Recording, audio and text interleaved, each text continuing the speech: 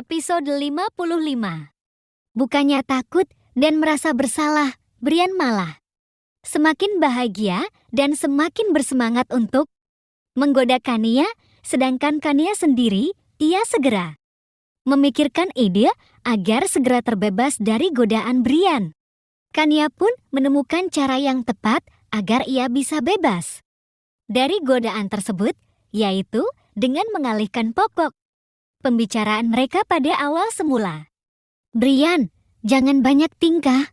Bukankah awalnya aku ingin bertanya sesuatu padamu, tolong jangan mengalihkan pokok pembicaraan kita, ucap Kania pura-pura kesal.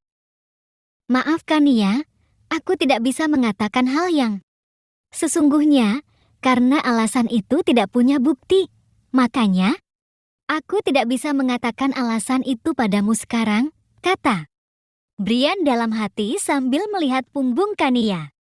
Di kamarnya, Cynthia sedang membicarakan apa yang sudah terjadi barusan pada Davidson.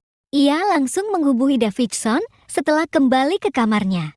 Om harus datang dan lihat sendiri bagaimana sikap Kak Brian padaku. Om, Kak Brian sekarang makin menjadi-jadi saja. Dia semakin melupakan aku setelah punya istri, kata Cynthia sambil menangis, tentunya tangisan dengan air kata buaya. Maafkan Om, Cynthia, ini adalah kesalahan Om yang paling Om sesali. Om tidak seharusnya mendatangkan perempuan itu ke dalam kehidupan Brian. Nasi sudah jadi bubur, Om David. Sekarang yang bisa Om lakukan hanyalah memisahkan mereka dan secepatnya menikahkan aku dengan Kak Brian. Iya, Om tahu sayang, tapi kamu harus sabar ya. Tidak semudah itu untuk menyelesaikan masalah ini. Kita butuh waktu, Cynthia. Sabar apanya Om? Cynthia udah sabar sejak lama. Sejak kapan tahun lo Om? Masa Cynthia harus sabar lagi sekarang? Apa Cynthia harus sabar sampai Kak Brian punya anak dengan perempuan itu? Sabar Cynthia. Kamu tenang saja, Om yakin kalau itu tidak akan pernah terjadi, karena Om tahu bagaimana Brian.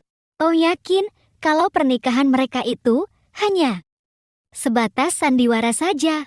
Om selalu saja bilang sabar-sabar padaku. Om tidak tahu bagaimana perasaanku. Apa Om ingin aku sedih dan kecewa lagi dan lagi? Apa Om lupa dengan janji Om padaku sekarang? Apa aku harus mengulangi kembali janji itu agar Om ingat? Tidak sayang, tidak perlu. Om sepenuhnya masih mengingat dengan sangat baik janji Om padamu, meskipun janji itu sudah berlalu 12 tahun yang lalu. Tapi Om masih mengingat janji itu dengan sangat baik. Ya sudah kalau gitu, jika Om masih mengingatnya, aku ingin Om menepati janji itu secepat mungkin. Jangan buat aku menunggu terlalu lama. Iya sayang, iya, Om akan tepati janji itu nanti. Om janji. Secepatnya, Cynthia tersenyum menyeringai setelah sambungan telepon terputus. Ia menatap layar ponsel dengan tatapan datar, kemudian semakin melebarkan senyum di bibirnya. Janji. Hei. Cynthia terkekeh sambil terus memikirkan apa yang Davidson katakan barusan. Tiba-tiba, pikiran Cynthia melayang mundur pada 12 tahun yang lalu, saat dimana semua itu terjadi.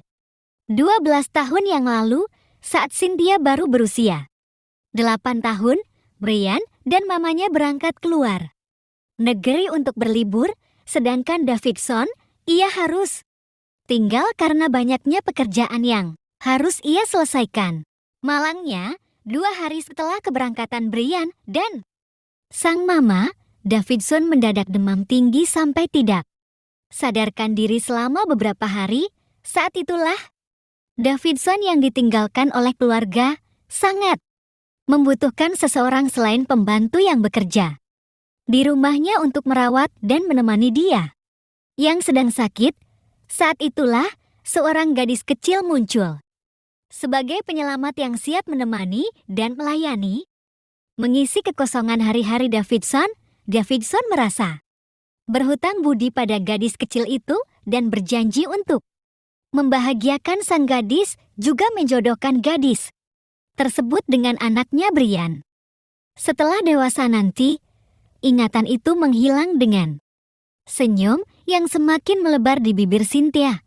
Cynthia tersenyum karena kebodohan Davidson menertawakan apa yang selama ini tidak diketahui oleh papanya Brian itu. Sebenarnya, gadis kecil yang selalu ada dan selalu menemani Davidson saat itu bukanlah Cynthia, melainkan Ratna, kakak angkat Cynthia yang sekarang sudah tiada. Mendengar bahwa Davidson ingin menjodohkan Brian dengan gadis yang menemani dia saat ia butuhkan, Cynthia didorong mamanya untuk tampil sebagai gadis tersebut dengan berbekalkan cerita dari sang kakak angkat yang bernama Ratna. Ratna yang malang tidak bisa berbuat apa-apa selain pasrah dan mengalah. Ia pun menutup rapat-rapat rahasia tersebut sampai ia tiada. Brian terbangun saat ia merasa sesuatu yang berat sedang menindih dadanya dengan berat.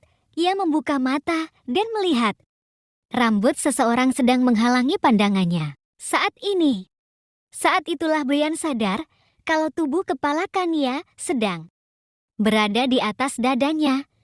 Brian tersenyum senang. Meskipun ia merasa sedikit sesat, tapi hatinya bahagia. Dotia membiarkan kepala Kania tetap berada di atas dadanya. Beberapa menit kemudian, suara adzan terdengar merdu dari ponsel milik Kania. Dengan malas, Kania membuka matanya karena panggilan adzan tersebut. Ia mengedip-ngedipkan matanya untuk mengumpulkan semua kesadaran yang masih berserakan. Saat kesadarannya sudah terkumpul sempurna, ia begitu kaget dengan apa yang sudah ia lakukan. Dengan cepat, Kania ingin bangun dari baringnya untuk menjauh dari Brian. Sayang, 1000 kali sayang. Rambut panjang miliknya tersangkut di anatar kancing piyama Brian. Alhasil, ia kembali jatuh dan mencium dada bidang Brian dengan lekat. "Aur," Kania berucap sambil mengelus kepalanya karena sakit. Brian tersenyum dan tidak bisa menahan diri untuk bergerak. Ia, yang awalnya pura-pura tidur, kini tertawa sampai tubuhnya bergerak.